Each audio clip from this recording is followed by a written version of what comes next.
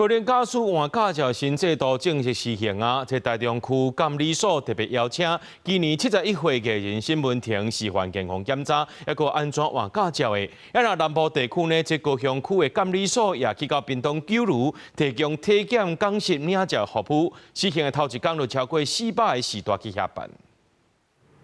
在診所內底配合醫師指令，做出輕輕的驅雷動作，也展現行動力。今年71歲藝人沈文婷率頭示範年歲大人換駕照的體驗流程，確認各項檢查結果攏正常，也接受道路交通安全講習了後，伊順利摕到新駕照。上一課，什麼咩咩角嘅代志吼，咱攏會當感受到，啊個學到，啊後擺咱咧賽車嘅時陣吼。咱就會愈安心。甲說明互你聽，你開車啦、種種啦，愛就算較注意啦吼。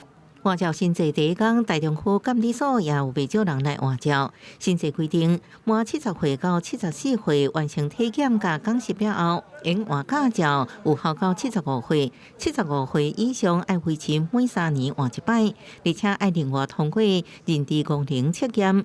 交通部表示，透過換照機制，應讓老大人更加了解家己身體狀況。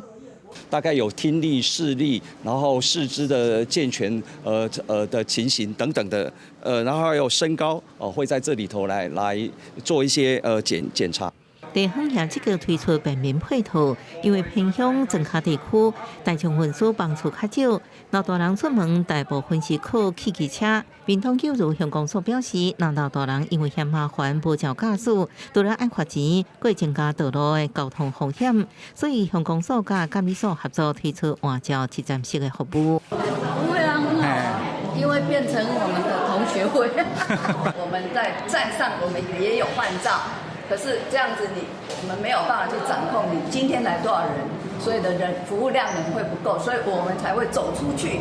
這項跨單位的下鄉換照的服務，第一天就發出超過400張的駕照。監理機關表示，主動加入基層社區，除了增加行政流程速度，也消除老大人的體力負擔，加記錄和政策推行更加順利。記者綜合報道。